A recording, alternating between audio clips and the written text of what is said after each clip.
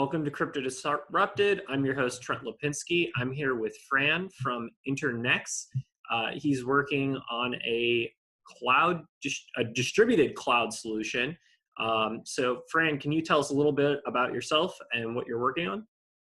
Right. Yeah. So I'm Fran. I'm 21. I'm from Spain. And yeah, I'm the founder and CEO of Internxt. So Internxt is an innovation company, and we've got a very broad kind of mission, which is kind of tackle different industries and disrupt them through the use of different technologies. So right now we're doing the cloud industry with xCloud, as you said, which is a distributed cloud infrastructure, a distributed cloud service that we extract that we want to make more, that we want to make sure that it's more secure and private than Dropbox or Google Drive. So that's kind of how we're tackling that industry. And we're tackling that, and we're doing this by using end-to-end encryption and distributed technology. Awesome. So you took a slightly different approach than some of these other blockchain projects. So you're only actually using blockchain itself for the payment processor side. Is that correct? Yeah, that's right. Yeah. When we looked into this, we didn't really blockchain didn't really seem efficient for file storage. So for instance, Saya, another decentralized file storage project, they're making use of blockchain a little bit more for contracts between hosts and clients, but they're not making use of blockchain for actual file storage. So blockchain has many uses because it's a great decentralized technology, but it's not useful for everything, basically, as you probably know. So yeah, we've got a decentralized network here at xCloud, but it doesn't make use of blockchain for file storage. It makes use of blockchain for the payments. Okay. So the actual, and then you've got a couple different products now. So you've actually got xCore. Yeah. So you've got your xCore, which is like that's basically like your node software, right? Yeah. And then you've got xCloud, which is the actual consumer-facing product. That's basically kind of like Dropbox, but it's a totally decentralized solution. Mm-hmm. Yeah. So xCore, as I said, is kind of the infrastructure that makes xCloud actually run. So we will probably build more apps on the top of xCore in the future. If we believe that we can use a decentralized cloud infrastructure to disrupt another industry other than the cloud storage industry. So if we think so, we will potentially leverage this technology for further services. But yeah, xCore is something that right now can host basically, like someone like us or like anybody literally can download the program and start earning money by renting out extra space on their computers. And this space is used to store encrypted pieces of files. So you're never hosting a full file, you're just hosting a piece of encrypted file. And then xCloud is the actual product that people are actually going to be buying.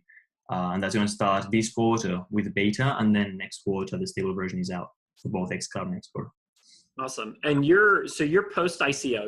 You did a successful ICO. Can you talk a little bit about the process that you went through to run and create your ICO and get the kind of traction you got? Because you've got a significant following on Telegram, you've got a large following on social media.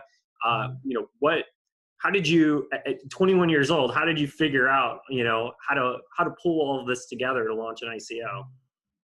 Yeah. So yeah, I love entrepreneurship and I love new tech. And I think you really have to be passionate about what you do to be able to do this kind of stuff. I think, you probably also have your passions and I don't know. Yeah, that's the way it is. Like sometimes you see people playing football who are awesome and people singing and they're also great, or playing the piano. And I go like, how the hell do you play the piano so well when you're, 20 years old or something? And I don't understand because I really can't play the piano at all. Like I've tried, and it's like really hard. I just don't have the time for that. So I don't know. Because you're starting a startup. Yeah, totally. Yeah. So because this is what I like, so that's why, I don't know. Yeah. So about the ICO. Okay. So about our ICO, I'll talk about this from two perspectives. So I want to tell you my general opinions on ICOs and then how basically we did our ICO. So my general opinions on my general opinion on ICO is that there are pretty useful ways. It's a pretty useful way for entrepreneurs to kind of raise money, because right now everyone can become a venture capitalist and give you money, which is great, because you don't have to go to like this very few groups of people to raise money. So it's great. But I also believe that venture capitalists are very well informed and do a really tough research on the projects they invest money in.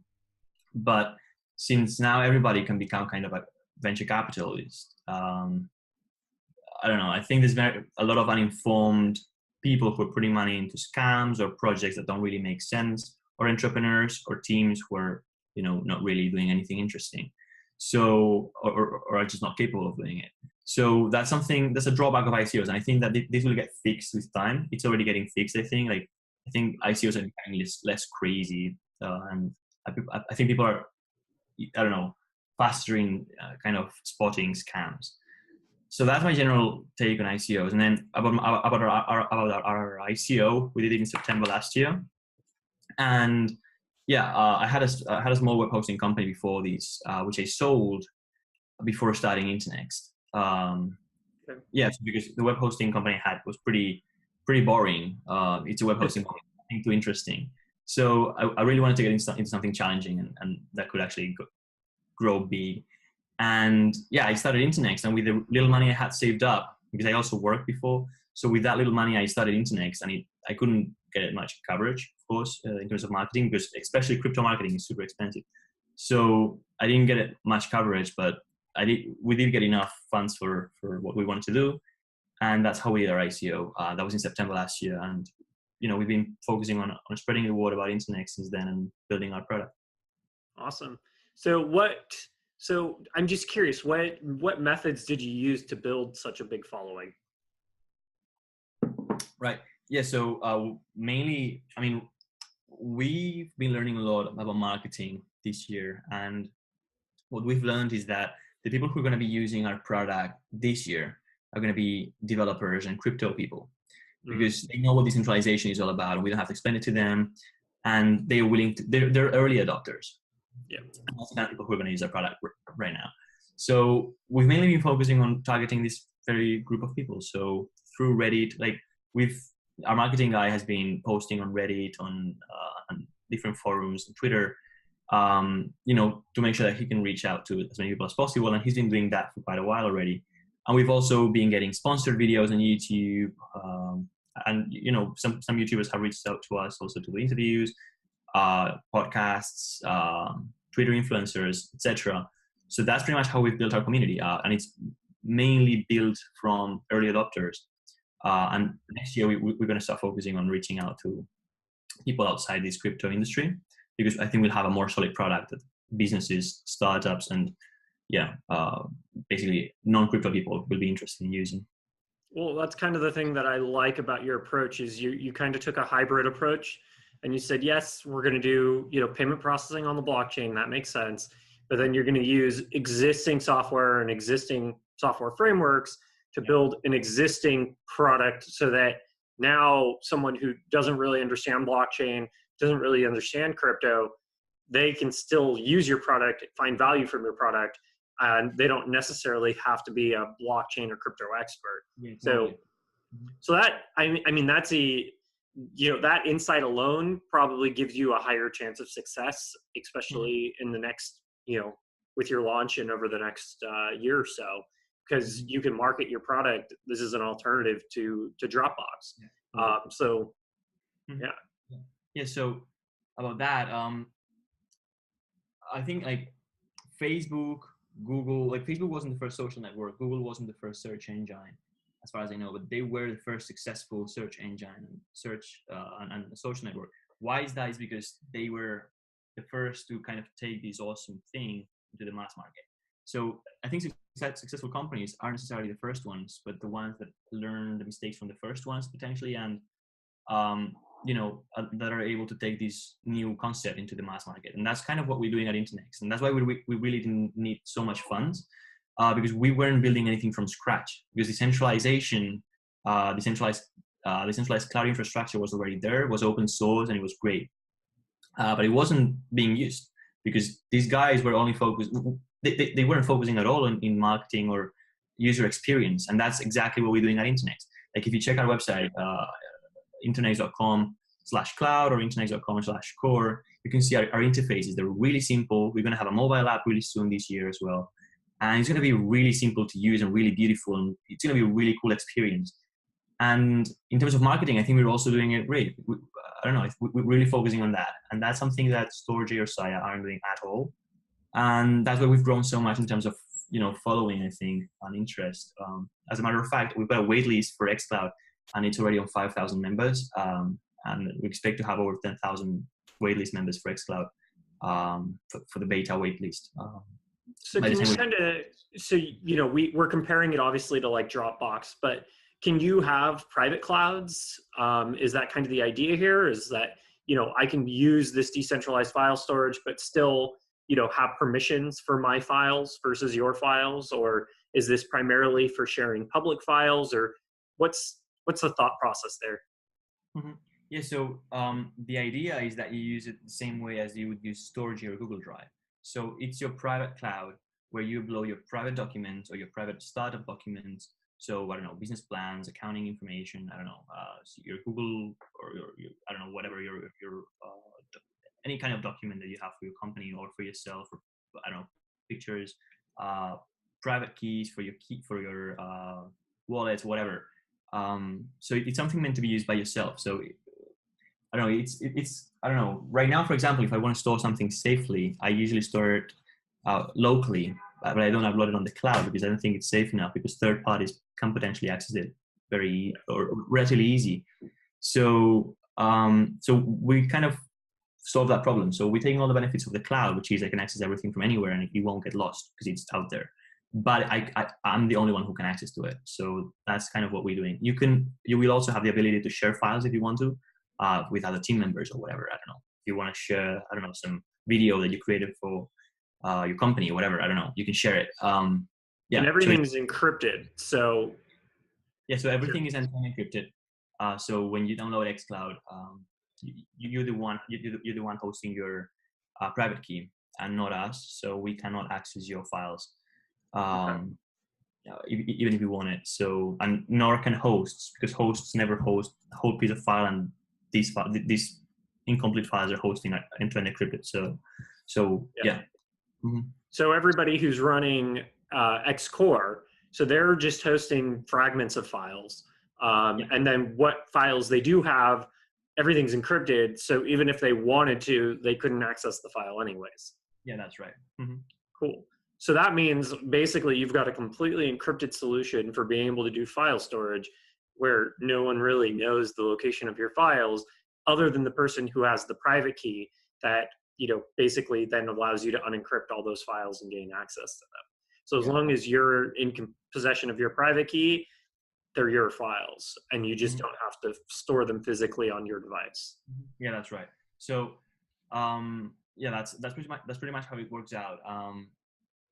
This year, as I said, we're going to be targeting early adopters because, I don't know, although we're using a fundamentally superior technology to Google Drive or Dropbox, which is a decentralized technology, end-to-end encryption, and these companies aren't making use of that. These companies do have a shit ton of cash, and that means that they can build something very solid. So if we want to target kind of people outside, like the mass market, basically, not only early adopters who love decentralization of blockchain, we want to make sure that our infrastructure is solid enough. So we're using a fundamentally superior technology, cool, but is your infrastructure solid? Are there vulnerabilities? Has it been audited by external security or hacking agencies? So all this kind of stuff we're also taking care of because we think that's very important towards reaching the mass market. Yeah. So yeah. Very cool. So your product's launching within the next quarter or the following, or your beta next quarter, and then you're gonna do. The beta is actually launching this very quarter, so okay. So it should be out. And then the stable version is gonna be out next quarter, and then from then on we just keep improving it by getting different external parties helping us improve it. What platforms is it going to be available on? Right, the beta It's going to be available on for Mac, Linux, and Windows. Very So cool. xCloud and Xcore. And then xCloud will also have a web version available, which of Okay. course sites already don't have. We've actually put a lot of effort into this because it's actually been quite challenging to build this for such a platform. And we're also building mobile apps. They won't be ready for the beta. They were meant to be ready by Q1 2019, but I think we'll very likely finish them this year already. So that's what's going to be happening. Yeah. Okay. So the mobile apps will follow up later. Yeah. Yeah. But that's impressive that you're also going for a web service by offering a web version of it as well. Yeah. So you're covering kind of all the angles here and providing a real competitive product. So I'm just curious, do you see yourself holding on to this and just continuing to grow up forever? Or is this something that you want, possibly to get acquired, or, this seems like you're making a big play here. Yeah. No, I just built Internxt for the money and to sell it. No, of course not. Yeah, no, yeah, of course. I want this to become as big as possible, and I would love, to be able to keep working on these until, forever. I Well, and really, then, yeah, sorry, same. go ahead. Yeah. So yeah, I mean, we actually wrote a Medium post the other day, and we really love what we're doing, and everyone at Internxt is super passionate. Like they work all the time, and even if we ever run out of money, which I don't think will happen, because with what we've built and with the number of clients we'll have, it'll be very easy for us, I think, to raise money from a Series A or whatever if we ever need to. But if we ever were to run out of money, it wouldn't really matter, because we would, I think, keep working on these because we really love it. So yeah. And so, can you talk a little more about the xCloud? I'm sorry, the Xcode function of this, where you're actually the Xcore, where so you're actually going to be able to eventually build other products off of that as well, and then you could also offer different services, and then your payment component of this, since it's blockchain based. So can you kind of explain what the token economics of this kind of look like? Are you using your token? Because you're post ICO, you're already on CoinMarketCap, like you've already built a successful cryptocurrency that has a value. So how does that actually work within your platform? Right. So the token economics, that's a very interesting question. Like how it works for the beta is the people who want to buy xCloud, they have to pay with the token. As simple as that. So they get a 7-day free trial. They like it. They want to renew. They choose their plan, which goes from $199 to $999 per month, and they get their price in the dollars, and then the amount of Internxt tokens they have to send. And as soon as these get sent, the plan gets activated, and then they have to renew it. That's how it works. So you need the token to pay for the service. Then stable version. From then onwards, we want to reach out to the mass market. So what's going to be happening? We're going to be accepting fiat payments. What's going to be happening is that with this fiat, we're going to be buying tokens from the market. So it'll be virtually the same as if people were paying with tokens directly. So we're going to be accepting Internxt payments directly, or Internxt token payments, or dollar payments, or PayPal or credit card. Why? Because we don't think that someone who's not into crypto will want to pay with some cryptocurrency. As simple as that. So, but for the token value, it won't really have an impact because it'll be the same. So the demand will follow, the token value. And then in terms of, what's coming up after that, I really don't know, because we'll for sure keep that token economics that I just told you about, but we want to upgrade it and make sure that, I don't know, it's as cool as possible. So we've got a lot of really cool ideas to do with the token. So perhaps rewarding hosts more, like rewarding those hosts who store their tokens and don't sell them, reward them more for that. And we've got a lot of really cool ideas to upgrade our token economics. The things that we don't really know yet, no one knows what the rules of the game are in terms of cryptocurrency. We don't know what the US government is going to say with regards to what's a security and what's not a security, and whether it's worth for us to become a security or not. So until we know what the rules of the game are, because we're here for the long term, we don't want to fuck up. So we want to know what the rules of the game are we want to, before we make any decisions that we can regret afterwards. So once we know, so once they say, okay, this is what a security is in terms of crypto, this is what's a utility token. They say that Ethereum and Bitcoin are utilities, they're not securities. Great. But what's the exact guideline? And then is it worth for us to upgrade our token economics and become a security? Is it not? I think it will. I don't know. We will see. Okay. So you're waiting to see what kind of happens with the regulations to see if your token either remains what it is right now, which is primarily utility token, or eventually becomes a security token if the regulatory framework makes sense for you to do that in the future, which makes sense. And then can you explain the rewarding portion of this? So if you're running Xcore, do you get rewarded for hosting other people's files and then you get rewarded in tokens, or how does that work? Yeah. So as of, what was the question again? So, how do they get rewarded? Yeah. Is there a reward system currently? Is that part of your beta, or is that, so how does the reward system work? Yeah, so for xCloud, as I said previously, there's a 7-day free trial, and then people, if they like it, they pay with tokens. And in the beta already, hosts are already going to start getting paid, pretty much. So we can't. I mean, in the coming days, we will release the formula that will determine how much each host will get paid. So it may be a factor of how much space you pretty much contributed to the network and the uptime. But we will release this formula for the beta, so people can kind of figure out how much you're gonna get paid. Because if you know kind of how many clients we had for the beta, and our pricing model, you can kind of figure out how much you're gonna get paid. But we won't be able to. We can't really tell you how much people are getting paid per gigabyte right now because we don't know. So once the first month happens, we will say, okay, on average on the first month, the hosts got paid this amount of money per month, and so on.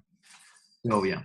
And then it's all based also on the value of the token because they're getting paid in tokens, correct? Yeah, exactly. They're getting paid. They're getting paid. So if your token's worth $10 a token, that's a little, and you're earning one token for X amount of gigabytes or whatever, and then that token for some reason, goes down to $5, then the amount that you've earned in fiat, at least, versus if you were to convert, becomes less based on the value of the token. So I understand this is where crypto gets confusing, is trying to understand, the valuations of, what the dollar amounts are to, what you're earning, because, are you earning, maybe you're earning one token for, X amount of storage that you're providing, but then what is the value of that token?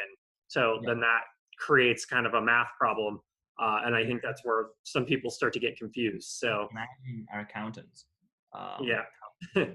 We get paid in tokens and in dollars at a given point in time, and then we pay out hosts at another given point in time in tokens. So that's kind of super fucked up. But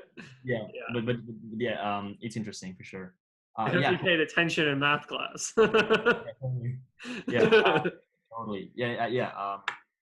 Hosts get paid in tokens, and potentially, the higher the demand of xCloud, the higher the demand of the token, because the more tokens we get purchased.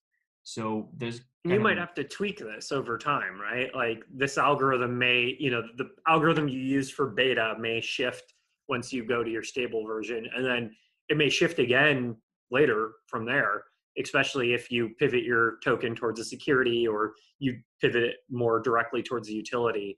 The formula that determines the payouts to hosts will keep improving. Basically, as we have more arms to control different variables. So for the beta, we have very little variables that we can kind of control, which are the main basic ones. But as we kind of progress, we will have more variables that we can kind of put into the formula. And if we do progress in terms of legal, like what our token is, that will also affect that formula. But whenever we make a decision of that kind, we take into account two things. So what's the best for the company, what's the best for the community, like for token holders. So any upgrade we do or any change we do in the token economics is going to be something that's going to be an upgrade. So something positive for everybody. Yeah. And I imagine you'll announce it and let people know what's going on. Yeah, I mean, we actually, if you go on our Telegram and you post a question, like all our team is there always, and whenever we have an idea, we literally just share it with the community straight away, and they give us their opinion and so on. So we never kind of make any important decisions without taking everybody's opinion. Cool. And we were chatting a little bit before we recorded, and it sounds like you're looking at possibly relocating. Can you kind of talk about that? I thought that was kind of an interesting conversation, since I know a lot of people in the blockchain space are kind of, trying to figure out where to go. Where do they want to physically be located to be able to run and build their companies? And I think you're kind of going through that process right now. Do you mind touching on that? Yeah. So we're moving our headquarters to California. As a matter of fact, we've already got the company set up and everything's already there, like Internxt Incorporated. And Because you're based you're in Spain right now, correct? Yeah, not right now in Spain, but you can set up the company remotely. Yeah. But yeah, moving to California in September, and then we progressively grow the team, like the core members of the team. So the fundamental, the important members of the team will have to be from working from the same office. So I think it makes sense. So yeah, we're moving there. We I don't know. There's a really cool startup environment there, and I don't know. I think we can grow much more there professionally, and I don't know, as a company, etc. So yeah, I mean, our company. I mean, we've got a company registered in Europe. We've got a company registered in the United States. But our main company is the one that operates from the United States. But as a multinational, you really have to be registered in many legislations. For example, as a US company, if you want to start operating in Europe, you need like a VAT number, VAT, and then you need some company number in Europe. So as a multinational, we need to be present in different legislations, but our main headquarters will be in California. Internxt Incorporated will be our main company. And you're looking primarily at Santa Monica instead of Silicon Valley, correct? Yeah, we'll be working from Santa Monica potentially. Yeah, I've heard there's I interviewed Melrose PR, they're a blockchain PR firm, and they're down in LA. Yeah, and I mean, it's from what I personally have not been down there to check it out. I did live in LA for a while, but from what I understand, blockchain is really blowing up down in Los Angeles, and they've got a really healthy blockchain community. So, I thought it's it's interesting because like I said, there's people are trying to figure out where do I go to run a blockchain company, and a lot of the developers that like I've seen so far, are based in countries like Russia, the Ukraine. I've seen some teams out of Brazil. There's some teams coming out of China, and then starting to see more and more U.S. developers as well get into distributed computing and get into blockchain. So yeah, it's always interesting to see where the geographical physical location of where these companies decide to launch. I think that you can probably start a successful company anywhere. You just need a team, and we've got that already. So we just need to relocate it somewhere where we can work together. And I thought that, I don't know, in terms of quality of life and also kind of startup environment, etc. I thought Santa Monica was great. And yeah, we're gonna give it a go. But yeah, I mean, I think you may have your company in Lithuania and you may be working from there, and that's also fine. I mean, we've literally been working from remotely from anywhere, from everywhere this past year, and it's been fine. So I don't think the geographical location is something really important today. But we just thought that right now it makes sense for us to kind of come together into one place, and we decided to be California. Awesome. Well, anything else you want to add before we wrap up? I think we covered everything. So yeah, people can sign up for they can subscribe for xCloud beta for the waitlist right now. Internxt.com/cloud. The same for xCore if they want to earn money for the beta, and then the beta will come out this quarter. So yeah. And it's Internxt minus the E. So it's the word enter nxt.com, correct? Yeah, that's right. Okay. Just So make sure, because I don't want people trying to add the E in there and totally I get that. go Yeah. to the wrong website. Yeah, totally. No, I mean, when I was thinking about the name, I mean, I really want it to be Internxt, so it makes sense both with Yeah. and with E. But I don't know, I liked it more without the E, so I went with that. I don't know. Yeah. No, I mean, that's a lot of companies have done something similar where they've kind of Yeah, jumbled some letters or dropped a letter or mixed some things up. So, yeah, and yeah, then, you've got pretty easily named products, yeah, xCloud and xCore. So, it all kind of connects there. yeah, Um, and yeah, I mean, ultimately, this is impressive, and I'm even more impressed. I thought I was an entrepreneur at 21, and here you are launching this company, and you've figured out how to do it with a fully decentralized solution. So that's awesome, and I have a lot of respect for that. So I'm glad to see other young entrepreneurs that are able to pull this off, because you get it, man. It's about user interface. It's about building an experience. It's about building a community. totally. Um, yeah, and it's impressive, and I wish you luck. Yeah, This is a cool project. when I go to California in September, I mean, we should definitely meet there. Yeah, if you're ever, I'm in San Francisco, so I don't head down to LA as much, but I'll for sure go up there. Yeah, I'm sure you're gonna, being in the blockchain space, you're gonna end up in San Francisco at some point, at some time, even if it's just for a weekend. yeah, totally. So yeah, if you're ever up here, definitely hit me up. Perfect. Cool, man. So yeah, thanks a lot. I thought it was a great interview.